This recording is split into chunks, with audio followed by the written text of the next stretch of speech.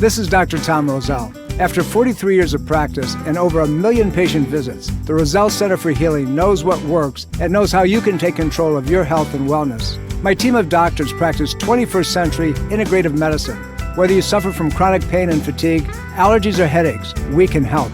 Take charge of your health before it's too late. Make an appointment today. Call 703-698-7117 or visit online at rosellecare.com. That's rosellecare.com.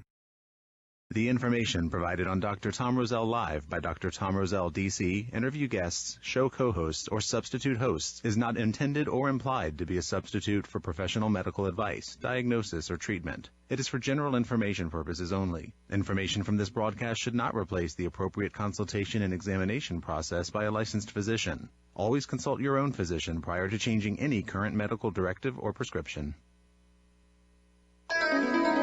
Dr. Tom Roselle Live, right now, on 105.9 FM WMAL. Welcome to Dr. Tom Roselle Live. This is Dr. Tom Roselle. Welcome, everybody. It's a beautiful day outside in the Washington metropolitan area, and we indeed are live. And trust me, after we're done with the program, we're going to go out and have a nice long walk and enjoy the day, and I hope you're doing the same. But if you do it between now and when the program ends, make sure you take your radio with you and you listen to the program, because we have a very special program and a very special guest with us today. You know, you've had problems, often with your hands. Many of you are out in the golf course right now and you're finding that you got pain in your hands and maybe radiating up in the elbows. You're out playing tennis for the first time and doing some things and you say, how come my hands hurt? Well, there's something called Carpal Tunnel Syndrome, which kind of is a big terminology to, describe pain and lack of strength and inability to feel, or maybe too much sensation. And, it's one that many of you go off and end up having surgery, to release that nerve that goes into your hand. But we're going to try to explain that to you. And, who better than discuss neurological complaints and structural complaints than the one that we happily call the professor. Dr. Harlan Browning is with me today, and we're going to be talking about that condition. Dr. Browning, welcome to the program. Kind of different in these times other than being directly in the studio. Yeah, good morning, Tom. Yeah, it definitely is different not being in the studio, but nonetheless, we're going to go over a lot of good information. It's a different world, but people are starting now to get the reprieves. They're outside and they're riding their bikes and they're out on the golf courses and they're doing things finally manually after sitting around for a long period of time, and it increases the risk of injury. But let's talk about this enigma, if you will, this carpal tunnel pattern. And you're going to be doing a podcast this Wednesday evening. And by the way, anybody that would like to have the data and listen to this and get more intimate information, all you have to do is go to rosellecare.com. That's ROSELLECARE, rosellecare.com, and scroll down. You're going to see, as always, you'll see the presentation and just say register, and they'll get some data, and you will be able to watch this from the privacy of your own home. And it'll be sent to you by email. Just click on it. You can take it through. You can share it with anybody that you want to. But let's get into the meat of this, and we'll talk a little bit more about that. Let's talk about this carpal tunnel enigma. What is it really? Why why do we call it that? And how does it present itself? How does it manifest? Well, the first thing I probably would say on that is there's a misnomer out there that says that all hand pain or numbness or tingling is carpal tunnel syndrome. So that's not really the case. And one of the reasons I'm doing this presentation is to talk about the other things that also cause numbness or pain in the hand, because I've seen over the years several people who have had a procedure called carpal tunnel release for what they thought was carpal tunnel syndrome, but it turned out not to be. So we're going to talk about hand pain in general, but certainly carpal tunnel syndrome is part of it. So and when they do that surgery, when they do that release, and what you're talking about is there's a band, if you will, that goes around the wrist, and it's a whole lot like saran wrap or fascia, or it's fascia. It's like plastic wrap. And what they do is they actually go in, they make a cut in the wrist, and then they cut the band and they loosen up the bones. But that carpal tunnel allows that nerve to go through into the hands and so forth. So how does somebody, let's first talk about, we'll get into, what happens with all that, but what's the manifestation? Why are the similarities? You're saying that it's diagnosed as carpal tunnel, but really not carpal tunnel. What does that mean? Well, first of all, the carpal tunnel is really made up of a series of 8 small bones in the wrist we call carpal bones, and this fibrous overlap that you talked about before.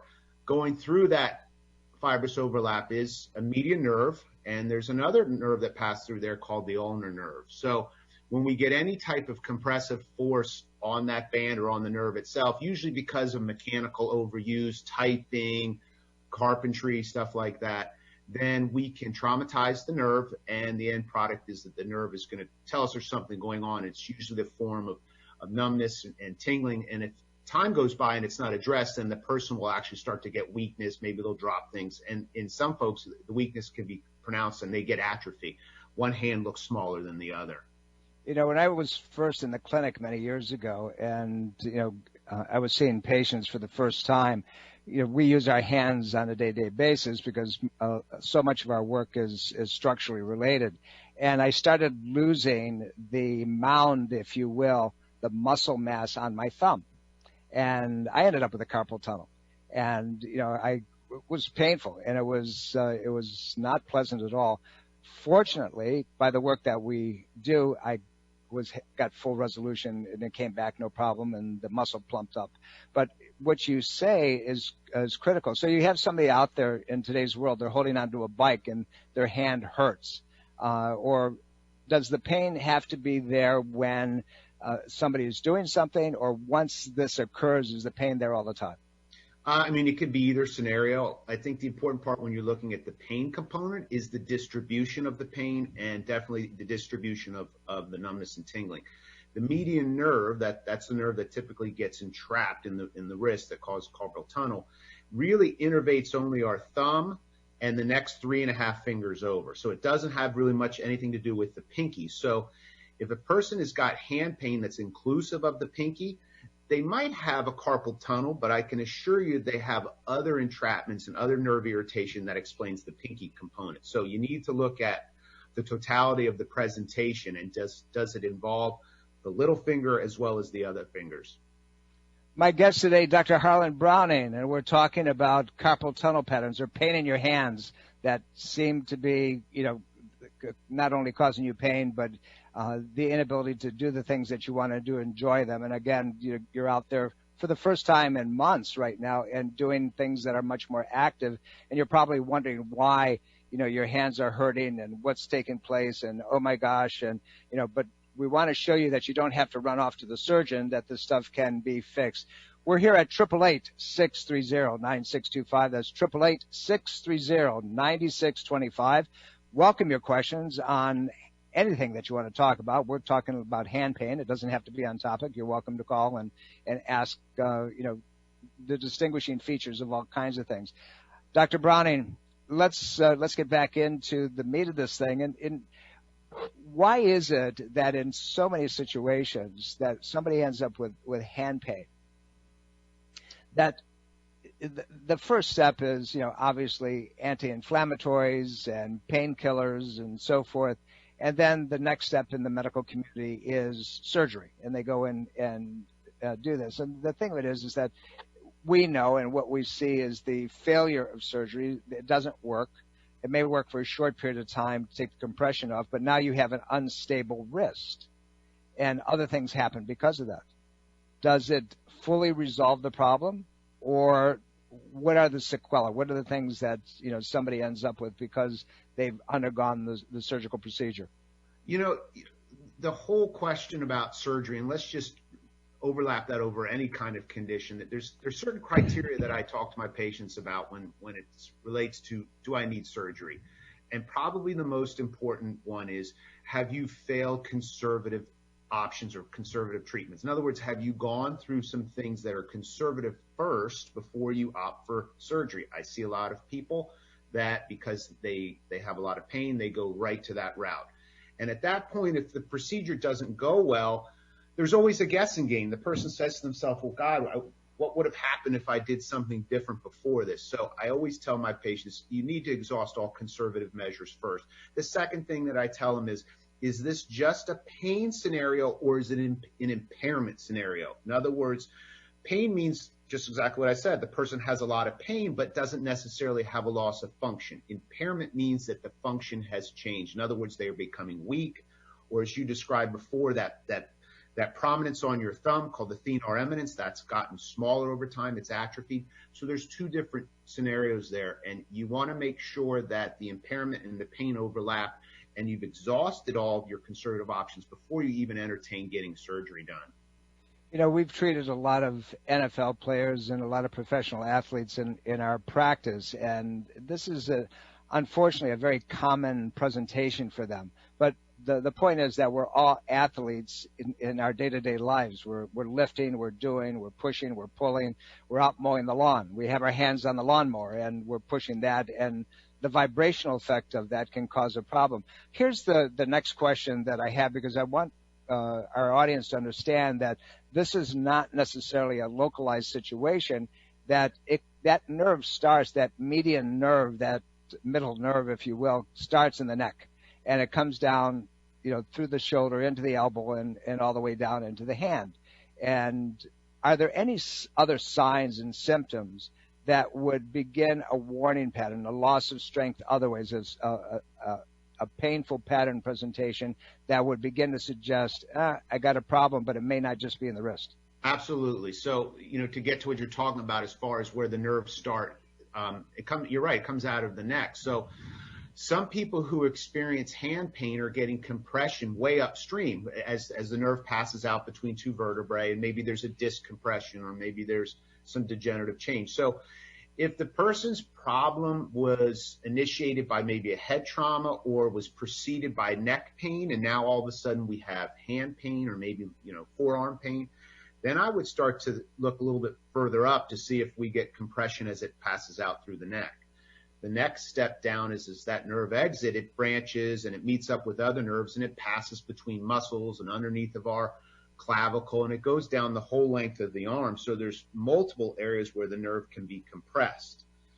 And the pattern that I see typically is something we refer to as double crush, where it's getting irritated or compressed or stretched or whatever you want to call it in more than one place. So you have to really assess from the beginning to the ending point if you really want to get good resolution with the problem.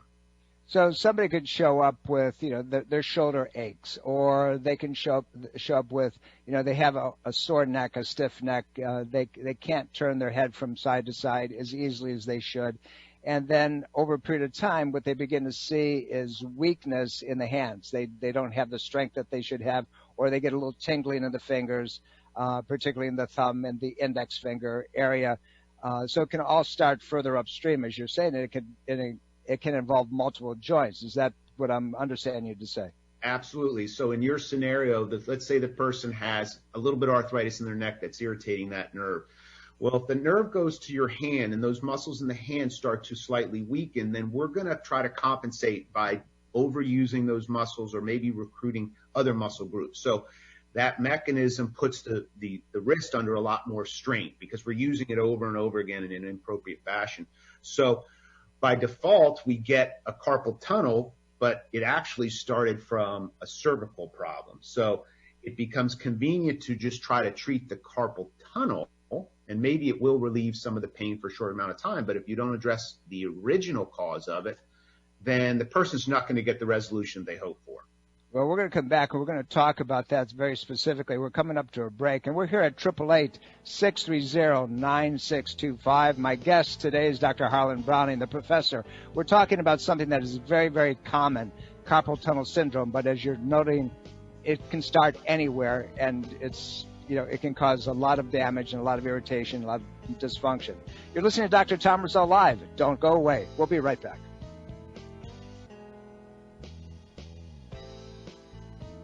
Welcome back, everybody. This is Dr. Tom Roselle. You're listening to Dr. Tom Roselle Live. Indeed, we're live for you and bringing you some very interesting information. My guest today, Dr. Harlan Browning, the professor. We're talking about something that many of you, unfortunately, might be experiencing right now, and it's called carpal tunnel syndrome.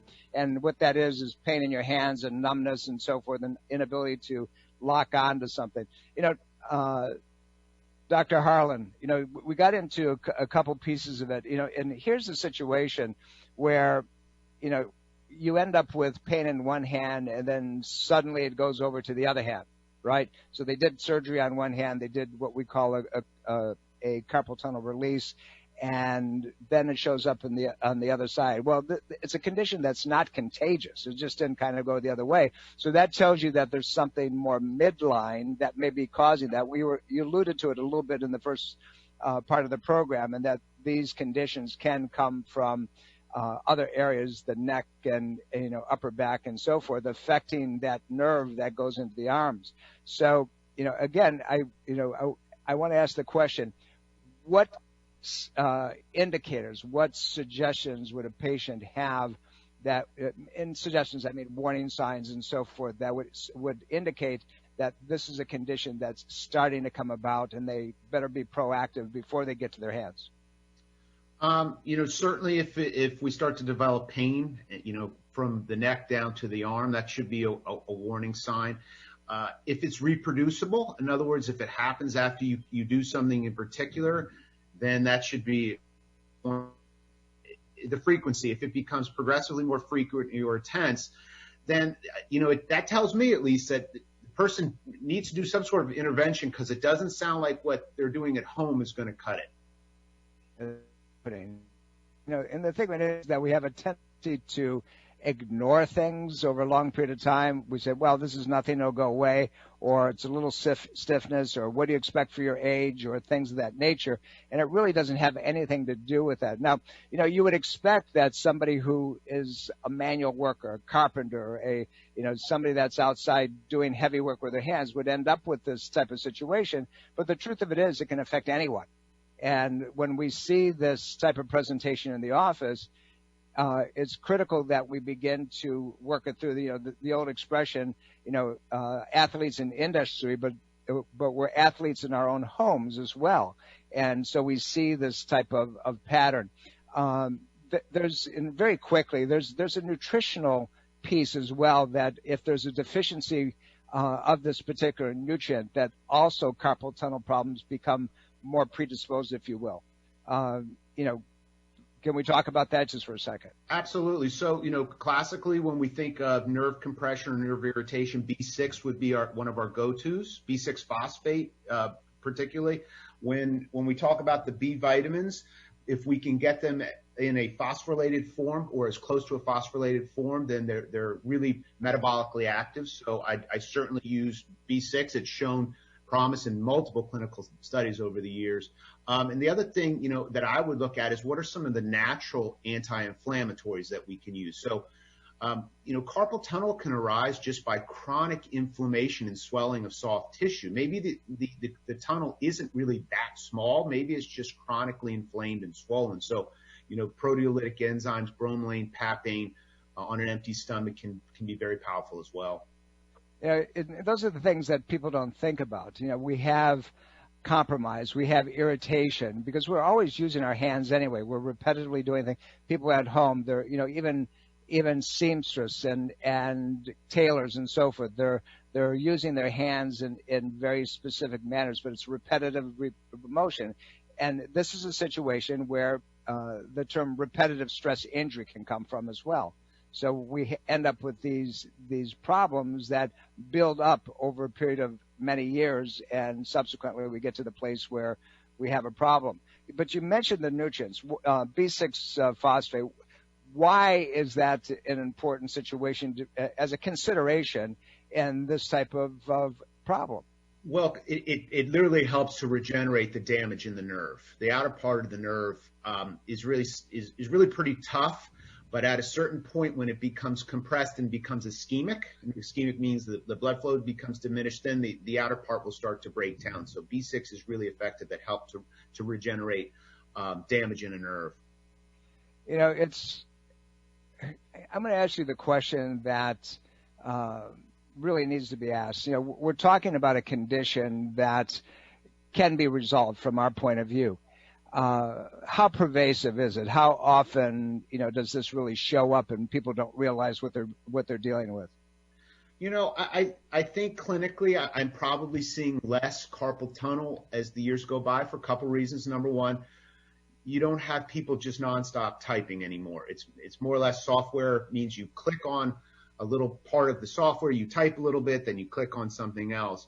So I see a little less carpal tunnel from the conventional way we used to see it, because using your hands all the time, but I see it more from having compensatory muscle tightness from doing other things. So for example, when we use a mouse, our hand is, when it's flat on top of it, that position is called pronation, and pronation activates a muscle called the pronator. Well, it just so happens the median nerve passes through it or underneath of it or right next to it. So some folks just overwork the upper part of their forearm and end up compressing the nerve, as opposed to the classic way we think about it is the nerve is pinched in the wrist itself. But same outcome though, we get stuff going on in the hand. Well, when we come back in the second half of the program, I want to get into a little bit of the fix. And I want to remind everybody you can give us a call at 888-630-9625. That's 888-630-9625. My guest today, Dr. Harlan Browning. We're talking about things that make your hands hurt. Don't go away. You're listening to Dr. Tom Roselle Live. We'll be right back after some important messages. Dr. Tom Roselle Live continues now on 105.9 FM, WMAL. Welcome back, everybody. You're listening to Dr. Tom Roselle Live. And my guest today, none other than the professor, Dr. Harlan Browning. We're live in a beautiful Washington metropolitan day, and freedom is starting to open up because everybody's outside and doing their thing. We've spent multiple programs talking about lots of things, including COVID, and there's a lot of information. I want to encourage you to go to our website, but also go to my Facebook page. Go to Dr. Tom Roselle, not the office website, and check it out. You don't have to friend me. It's wide open. You can just go in and check out the things that I publish. And I only put in things that have to do with your health and very documented information. So take that opportunity and get yourself educated, as we always want you to do, and that's why we do this program. That's why we do Dr. Tom Roselle Live. Anyway, Dr. Harlan, let's get back into the meat of this. I want everybody to know that they can call you right now if they'd like to at 888-630-9625. That's 888-630-9625. And to register for this great online presentation on hand pain, carpal tunnel syndrome, and find out what can be done, all they need to do is go to RoselleCare.com. That's RoselleCare.com, RoselleCare.com. Scroll down, you'll see the advertisement for the presentation. It says Carpal Tunnel with Dr. Harlan Browning. Click on it, register, and we will send this to you in the privacy of your own home. It doesn't cost you anything. It's all yours, and you can watch it. Or if you miss it, you can always go back into the website later on at RoselleCare.com, and it'll be there, and you'll watch it online. But you'll have the opportunity to take it to your house, and you can watch it anytime that you want to. It'll be available for you this Wednesday. So RoselleCare.com, and as I said, if you want to see a lot of interesting information and things that you need to have to educate yourself so you really can answer questions, in many cases better than physicians out there. All you need to do is click into these programs and go to the website, and it's all there. Dr. Browning, let's talk a little bit more about this hand pain situation, this carpal tunnel phenomenon. You said in the beginning of the program that a true carpal tunnel is a crushing of the median nerve that goes through the wrist, kind of in the middle of the wrist, and affects the thumb, it affects the forefinger, maybe a little bit of the third finger over, but anything else, the ring finger, the little finger, is not a carpal tunnel. And the whole idea is that there's so much more than just carpal tunnel that affects the hand. You could say it's an ulnar nerve. Now, when we talk about this median nerve, we talk about the ulnar nerve. A lot of our listeners say, what's that all about? And all these are nerves that are described based on their pathways from the neck going down through the shoulder, into the elbow, into the hand. And so we can distinguish them that way. But the median nerve goes through the middle of the wrist, but then it bifurcates, if you will, and it goes directly to the thumb and that index finger. So, but let's talk about the causative patterns a little bit more, because I don't think people really get how significant this can be. Let's talk a little bit about people who are on their cell phones all the time. They're sitting there with their thumbs. You know, they have it in front of them. They're constantly, you know, texting. They're constantly on social media. You see people, you know, unfortunately, about 2 months ago, I was at a stoplight and I got hit by a young lady who, you know, just plowed into the back end of me, and she was on her cell phone and didn't even see me and just screamed into me. But having said that, the repetitive use of thumbs, can that produce a carpal tunnel over a period of time where they're going to lose sensation, lose strength within their hands, and so forth? Yeah, I mean, certainly it can, especially when the wrist is bent as well. I think that's probably the key thing is fine motor skills or gross motor skills, like maybe turning a wrench. But if you just start to do it with the wrist bent, and that's why you would see probably starting in the 90s when people were typing a lot, they'd have that little pad that they would rest their forearms on when they type, and that was to prevent at least the bending of the wrist. So usually it's the double whammy. We use the hand over and over again, and the wrist is slightly bent. So, you know, going back to what you said about the cell phone, you certainly could do that. And then we compound it by, let's say, a young kid's lying on the couch with his head completely bent forward on the phone with his wrist bent and doing fine motor skills over and over again. So, I mean, they could develop carpal tunnel just as easy as somebody who was, you know, typing all day for work. And based on what you said, that's a double crush area, because they're irritating the neck where the nerve comes from, and they're irritating the wrist because of the repetitive motion on the cell phone or the iPad or something of that nature. Absolutely. And I think one of the important components when it comes to the anatomy of lots of nerve compression type injuries is nerves have to be able to slide and glide. In other words, as you move your arm, that nerve literally has to be able to slide back and forth as we move the arm, or else it's just going to get entrapped and pinched. So most of these entrapment syndromes involve the nerve getting caught in specific areas of the body, either as it passes under a bone or as it goes through a muscle. So you look at those different relay stations, so to speak, where the nerve, you know, goes from point A to point B, and then you can almost always track to find what's causing it. We're here at 888-630-9625. That's 888-630-9625. Talk about anything that you'd like relative to numbness in your hands and pain and discomfort and not being able to use them, how to prevent it. And that's what I'm going to talk a little bit to Dr. Browning about right now is, Dr. Harlan, how do you go about somebody, you know, we live in a modern society. People are on their devices constantly. They're you know, now we're out and we're going to be doing things actively outside. And so we have all of these irritations that are going and going to affect the body. Let's talk about prevention a little bit. You know, we'll talk about treatment as it goes on, but how does somebody really prevent? Nobody wants to lose their fingers as far as, you know, being able to use it. But how do we go about really truly preventing, you know, numbness in the hands, pain in the hands, double crush patterns, inability to use things? That's not okay. That takes your life away. That totally stops you from doing anything you want to do.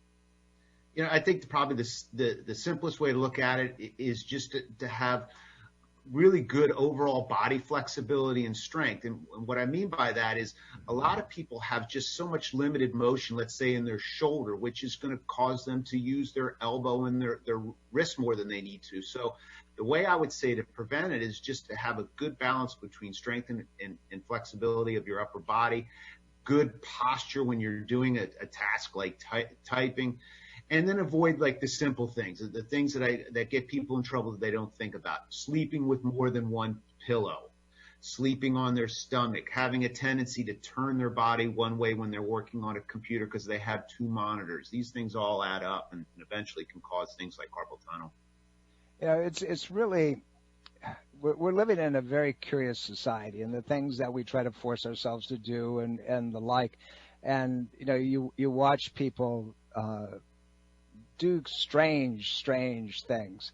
We talked a little bit about, the devices that people are on and so forth. Is there a group of people that would be more susceptible to hand pain, or is it just kind of general throughout society? Do women have more of a problem? Do guys have more of a problem? Is it because of the nature of their genetics, or is it because guys in the past seem to be more active physically than women are with their hands because they're outside, they're working construction and the like? I don't know if I've ever seen any data that indicates it's more prevalent in women versus men because of gender. I think maybe it was more prevalent in women in 40s, 50s, 60s, 70s because there was just a lot of typing going on. So, but on the flip side, men are typically more involved with carpentry and masonry and things that involve a lot of repetitive tasks, automotive repair. So, it can happen on both sides. It's, the job may be different, but the outcome is the same as far as the nerve getting, pinched or stretched or irritated. We're talking about hand pain, also known as carpal tunnel syndrome. We're here at 888-630-9625. And if you'd like Dr. Browning's online presentation about this whole problem, all you need to do is go to rosellecare.com and register for it. We'll send it to you. You can be able to watch it in the privacy of your own home. Before we get back in the program, we do have a couple callers. Nora, thank you for calling. You're down in Spotsylvania. How can we help you? Yes, hi. I love your show, by the way. I listen whenever I can. Thank you. I am a retired massage therapist, and before I became a massage therapist, I was called for jury duty on a case up on Long Island back in New York, and the man who had been hit developed what he thought was carpal tunnel syndrome and was suing the woman who hit him. But after I went to massage school and took some anatomy and was also being adjusted by a chiropractor, I realized he had subluxations in his neck that were sitting on those nerves that supplied that hand. That's exactly right. Dr. Browning, you want to handle that a little bit? So, there was an accident, and we ended up with somebody who ended up with a carpal tunnel. But this is a particular situation where you can get into that double crush. You can have a neck and hand problem from having the hands on the steering wheel. Absolutely. And then I would throw in there, because she was a massage therapist, when the nerves exit the neck, they meet up with other nerves and form what's something called the brachial plexus. It's a big word for meaning just a confluence of nerves coming together and then separating and going on their own way. Those nerves pass between and underneath different muscles in the neck, something called the scalenes and the levator scapula. So if we get a whiplash, and the side effect of the whiplash from the motor vehicle accident is these muscles become just chronically tight, then the person might present with hand pain. So, the subluxation pattern, along with working with the soft tissue, often does a great job at resolving it. It's not uncommon, if you will, to see that type of situation, particularly in a car accident, and the neck gets snapped back pretty hard, and then forward propulsion, particularly if it was hit from behind. The angle of impact will tell you often the type of symptom that you're going to have. And it can be anything from shoulder, arm pain. It could be migraine headaches. It can be a concussion that comes about from it. But the downstream effect is how the nerves are irritated. So here's a situation where somebody has their hands on the steering wheel. They get hit. And so subsequently, you have, this double injury, and so the nerve is irritated from its inception, from its origin, and then the hands are jammed up against the steering wheel. That's one of the reasons, by the way, that when you're taught to drive, you want to keep your hands at the lower portion of the steering wheel, not at the upper portion. When you keep it at the upper portion, not only can you increase your risk of carpal tunnel, but you also increase your risk of fractures with any kind of impact. It can break that long bone in your hand. So let's go back a little bit more and talk about what really this carpal tunnel pattern. Let's talk about rehabilitation. Let's talk about it. What's the fix? Are they fully resolvable? And ultimately, I want to ask you the question, and we just have a few minutes. Do these ultimately end up having to go to surgery at that point? What's the failure rate in both ends? I would think a very small portion of people who have carpal tunnel syndrome actually get surgery. So, that's becoming less and less. I just don't see it as much, which is good. I think the important part is to be able to assess from the neck down, meaning, like we've said several times, it's like you need to address if there's compression in multiple areas. You need to restore joint motion if it's lost. If we have tight muscle groups that maybe they have adhesions in it or trigger points, those have to be taken care of. And then you got to correct the pattern of ergonomics. There's something that drove this, and if you don't correct it, it would be silly to think that it's not going to come back. So it's a matter of understanding the tissue that's involved, first of all, and then making sure that you address the absolute structural patterns that are involved in it. And then going back to what you said earlier in the program, the other piece is that if there's chronic irritation, there's going to be swelling. Tissues get thickened. You're going to have some adhesion. You're going to have some scar tissue. This band that goes around the wrist has to do with fascia in the body, and fascia not only gets all knotted up and tightened up that it has to be released properly, but it also, if somebody is deficient in things like, for example, B12 and folic acid, that fascia has a greater tendency to be injured. Is that correct? That's correct. Yeah. I mean, all that tissue is meant to bear a lot of load, and it's supposed to be able to handle a lot of shearing force. In other words, it should be able to be stretched. But if we don't have, the raw materials to build that tissue back or to maintain it, then it's going to fatigue prematurely, and then it's going to break down. The body does a really good job of repairing things quickly by forming scar tissue, but ideally, at a certain point, that scar tissue should remodel into healthy tissue, and some folks don't do that. And I think that is what explains a lot of people that have maybe a failed carpal tunnel procedure. Very, very infrequently is it the doctor doing something wrong on the procedure. Most of the time, it's just as that tissue re-heals, it contracts more than we anticipated, or we form scar tissue. So in other words, we just start to recompress that nerve. So what you said about the B12 and the folic acid, and just, you need to rehabilitate that tissue. You need to strengthen it, or you need to lengthen it. So you don't want to drop out the small pieces. It's really critical that you understand the physiology and the nutritional needs of everything that we do. We have a couple more people online, and we'll take them when we come back from the break. It's important that in any condition that you direct it specifically to where it's coming from, because if you don't, you never resolve the problem. We're coming up to a break. You're listening to Dr. Tom Roselle Live. My guest in studio, Dr. Harlan Browning, the professor. This is a really important piece of the puzzle. We'll be right back to continue. Don't go away. Welcome back, everybody. This is Dr. Tom Roselle. You're listening to Dr. Tom Roselle Live, as you do every Sunday at 11 a.m. on the Eastern Seaboard. My guest today, Dr. Harlan Browning. We're talking about carpal tunnel problems. And we had a call. Mark is no longer there. He dropped off. He wanted to know what to do about his carpal tunnel problem and how to get it fixed. Well, one of the things you can do, Mark, and I'm sorry that you're not there, you can give us a call. We have a short segment. Welcome to call back.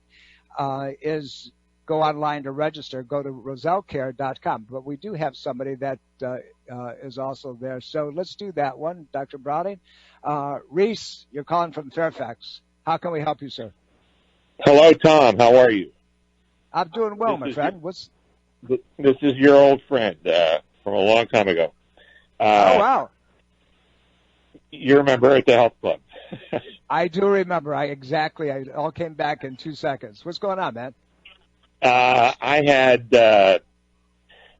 a lot of work in my house, and rather than getting a good automatic screwdriver, I got a manual one. And about a week later, I started having pain and tingling and couldn't sleep at night, and it affected both of my hands, both my thumbs really, and 2 fingers. I looked around. This was probably 20 years ago, and I had it done both hands endoscopically, so they didn't have to slip me all the way up my hand, and I was rolling in a week. It was amazing. The only problem I saw, and it wasn't really a problem, I didn't hit the ball as far as I used to, but that could be age too. But I didn't have quite as much flexibility in my hand to whip a club. That was it. That was it, though. It was wonderful. This just happened recently. It just, you. And did you No. you do it on? You said you have this in both hands going on? Did you switch back and forth with the screwdriver, or? Yeah, I did. Harlan. I did, but this didn't just happen. This was 20 years ago. Okay. How would you deal with this, man?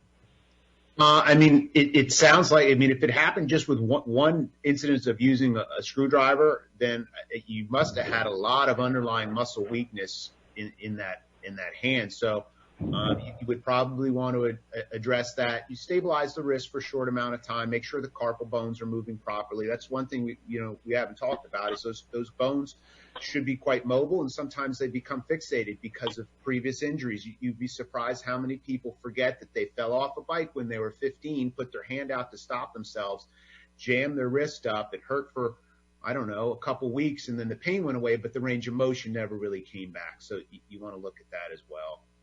Yeah, I remember when this happened. This is truly an old friend, and I remember when he went through a lot of this. So the thing of it is that in any kind of intervention, even though that it may have been successful in the initial stages, if it builds up any scar tissue, it becomes inhibited. The strength isn't there the way it's supposed to be. But when it's usually both sides like that, it's generally further up. It's in the neck, it's in the shoulders, the anterior scalene muscles, the pectoralis muscles, and so forth become compromised, meaning too tight, and they compress the areas. But that's what we see all the time with these presentations, unfortunately. And it can be fixed. Obviously, it can be in today's world with the combination of, and that's what I want to talk to you about. Your presentation, that won't be in the office, but it'll be online. And all you have to do is go to rosellecare.com and register for it. It'll be sent to you so you can watch in the privacy of your own home. Dr. Harlan, what are you going to cover? What are people going to gain by watching it? Well, we'll certainly go through all the anatomy that's involved from head to finger. We'll look at the primary causes of carpal tunnel. We'll look at things that mimic carpal tunnel, these other entrapment syndromes. One thing we didn't touch on yet is we'll talk about some metabolic causes, autoimmune causes. There's always some outliers that mimic a compression when it's actually something metabolic or something that's inflammatory in nature. And then, the important part is we'll talk about how you resolve this conservatively and how you prevent it from coming back. It's always about how you prevent it from returning. And, human nature says that when the pain goes away, the problem is gone. And for most people who have musculoskeletal issues, especially kind of on again, off again stuff, you have to put into place some things that you're going to do ongoingly to really keep it quiet. So prevention is the keynote, and then making sure that you rehab, but rehabilitation in many situations is ongoing. Absolutely. It's not something. And then if you have people who have a tendency towards degenerative conditions, any joint space can be subjective to an ongoing progression of degeneration, correct? That is absolutely correct. There's a lot of people develop arthritis because of overuse, and some people develop just because their posture is poor and they've lost the normal curvature in their spine or things like that. Yeah, we're coming up to that part of the program where we're going to have to say see you next week. But those of you who've heard the professor, Dr. Harlan Browning, know that this presentation, like all of them, will be amazing. So go to rosellecare.com, register. And just know that we continue to do this for you so you have the tools to treat yourself and your family. We'll see you next week. I love you all. Bye.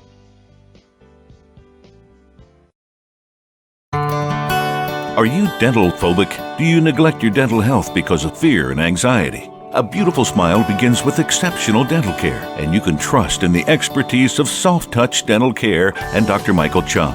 Soft Touch Dental Care is unlike any dentist office you'll ever experience. Their warm and welcoming environment is designed to soothe fears and anxiety the moment you arrive, and they're especially pleased to pamper their honored guest patients. Dr. Michael Chung is a professional and leading expert in all areas of comprehensive dentistry, including cosmetic, sedation, neuromuscular, TMJ, and implant dentistry. Offering state-of-the-art technology, Dr. Chung can give you the smile of your dreams. Arrange for a complimentary consultation today with Dr. Michael Chung and experience the expertise that makes Dr. Michael Chung so unique. Call 703-319-6990. That's 703-319-6990. Or visit bestinsmile.com. That's bestinsmile.com. This is Dr. Tom Roselle, author of Ageless Health. Health is a do-it-yourself program. My book, now also available in audio version, is a step-by-step program of how to take control of your health and wellness without drugs or needless surgery. You have the capacity to change your health and level of well-being. Take control of your health today and order Health is a do-it-yourself program. For more information and to order, please visit agelesshealthbook.com. That's agelesshealthbook.com. Breast cancer is a major health risk to all women. It can silently grow uninterrupted for years. The Thermography Centers of Fairfax reminds all women to conduct monthly and annual breast exams. Consider a thermography scan from the Thermography Centers as an adjunct to your routine breast exams. Digital infrared thermal imaging is safe and non-invasive. For more information and to schedule an appointment, call 703-520-7591 or visit thermographycenters.com.